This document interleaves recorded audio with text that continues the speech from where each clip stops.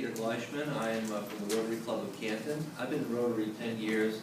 I'm a past president of the Rotary Club of Canton, and I have the privilege of talking to you today, or actually meeting with you and discussing with you the topic of analyzing your Rotary Club. What's the benefit of analyzing a Rotary Club? Or who thinks there's benefit to analyzing a Rotary Club? Raise your hands. Okay, that might seem like a fairly obvious question. Chuck, tell me, why is it important to analyze a Rotary Club? You have to know where you're going and how to get there. You have to have that trip taken. Okay, all right. Bill, how about you? What do you think? I'm involved in strategic planning in my Rotary Club, so I'm very supportive of that. Okay. Renee, what do you have to, what are your thoughts? Well, if you don't plan, you're never going to know if you're right. Okay, all right. Jen, what do you think? Why engage in the process of analyzing your Rotary Club? Why bother to do that? To help improve the club, to help it grow. If you're not getting very far, not recruiting members, or your club's starting to lose members, that would be a good reason to go ahead and try to find out why. Kim, how would you go about doing that? I would have a club assembly, and based upon whatever category, and when you say analyzing your club, I guess everybody's biggest issue right now is membership. Okay. So we would start with membership at our club. All right. And talk about what we're doing, what we need to do differently, and set some goals with specific deadlines, and some goals that ought to be attainable. Okay.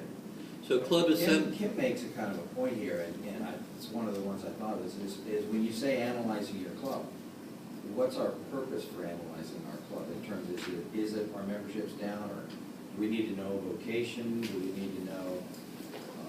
So where do you begin in terms of? I mean, and no, you kind of said, well, ours is membership. Well, maybe it's different for you. What I'm inferring from what you're saying, Shane, is that different clubs may have different priorities or different reasons to analyze their clubs. Is that basically what you're saying? Yeah, I guess different weaknesses and strengths. And I think I heard just maybe last night from somebody whose club was spending more than they're taking in.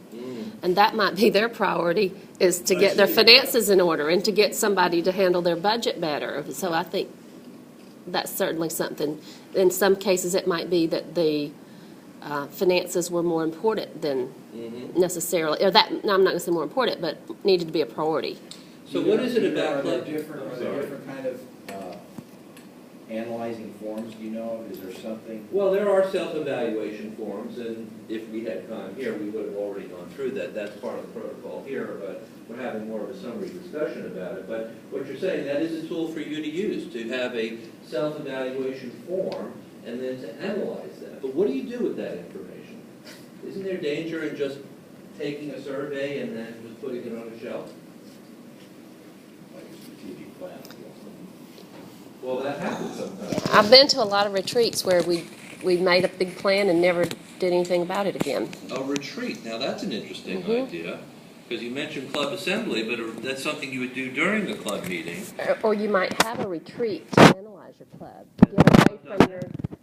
to get away from your normal site, just to focus on just that. And two, it being that you're not in your normal setting, it makes it special for whatever reason. Okay, well, I'm not familiar, I'm familiar with the concept of a retreat. Can you share with the group a little bit, some more information about how the retreat worked, how long it was, and what the general format was? Well, when we say retreat, it really wasn't more like, I think it would be a great idea to go away for a weekend. We've had that idea, although we've never done it. Okay. We've gone and met for like 2 hours at a restaurant. Okay. And that was our little retreat from our normal setting. And had dinner and drinks and in a relaxed setting, talked about. Is 13 members and Bill's is 200.